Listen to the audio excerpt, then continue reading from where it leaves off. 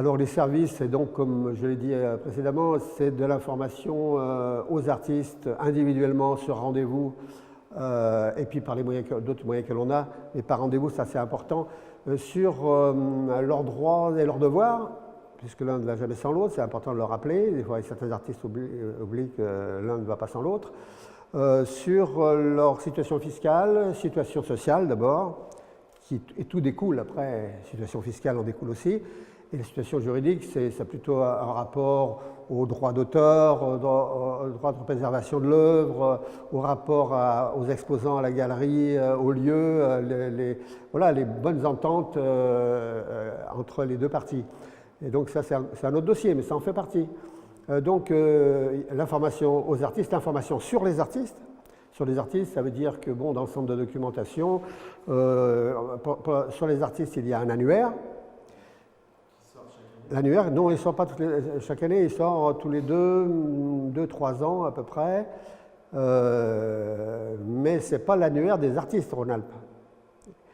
Et pour l'instant, je parle Rhône-Alpes parce que jusqu'en fin 2015, on était Rhône-Alpes.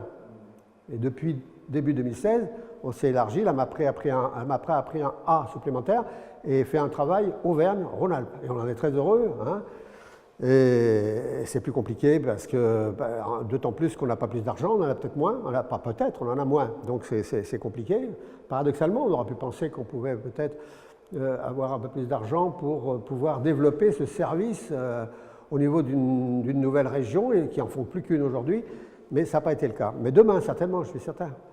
Donc, l'information sur les artistes, l'annuaire, j'en ai parlé. Le mensuel, qui n'est pas une revue, qui est on l'appelle un mensuel, qui s'appelle Bloc-Notes, qui est une concentration, une compilation d'informations de ce qui se passe dans le mois, dans le domaine des arts visuels. Hein, expositions, manifestations, sorties de bouquins, conférences, etc., etc. Et donc ça fait une information là-dessus qui est encore une fois, ce n'est pas une revue. Pourquoi? Parce qu'il n'y a pas de journalistes qui font du rédactionnel. Il y a des chroniqueurs dedans qui écrivent sur des événements, qui sont des praticiens. Hein? La différence avec des journalistes, c'est qu'un journaliste, il n'y a pas de notion de valeur évidemment, parce qu'il est toujours intéressant d'avoir du recul et d'aller sur un événement avec du recul. Il doit voir avec du recul et des yeux intéressants d'avoir plutôt que d'avoir des yeux automatiquement de l'intérieur. Mais dans ce domaine-là, on a des personnes qui ont des chroniques. Il y a sur la musique contemporaine, parce que pour nous, on ne peut pas embrasser tout, mais sur la musique, parce que c'est un problème de place, de rapport entre le prix que ça nous coûte et l'abonnement qu'on peut faire payer. Donc, il y a des chroniques sur l'architecture et l'urbanisme, parce que nous, on relie tout ça très directement au domaine des arts plastiques et des arts visuels. Il y a aussi des fois sur le théâtre. Enfin bref, voilà. Mais en tout cas, c'est de l'information, de l'information. Et puis, on a les outils numériques qu'on a mis en place depuis quelques années.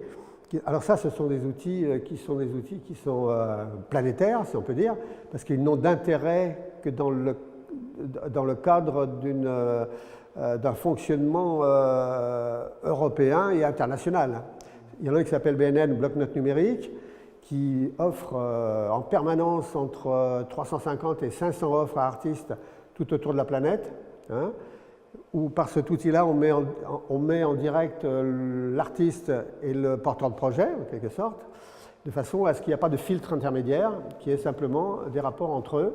Nous, on fait les entremetteurs, c'est tout. On a de l'information, on passe de l'information, les gens l'utilisent et contactent ceux qui ont envoyé l'information.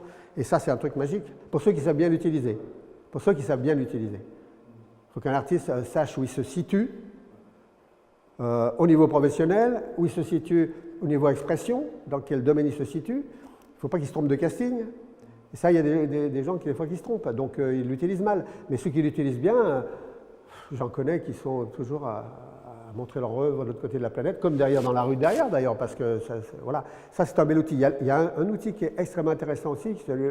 Celui dont j'ai parlé avant, il est sur abonnement, mais celui dont je vais parler maintenant, qui s'appelle Artiste à Artiste, c'est un site de recherche et de proposition de logements temporaires.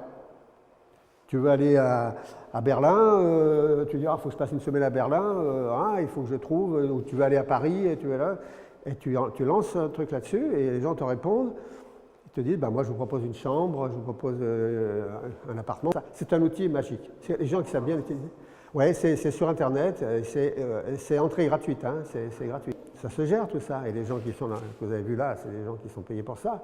Parce que sans gestion, on ne peut pas faire un outil professionnel sans permanent, sans salariés qui sont compétents dans leur domaine et qu'il faut marcher la machine.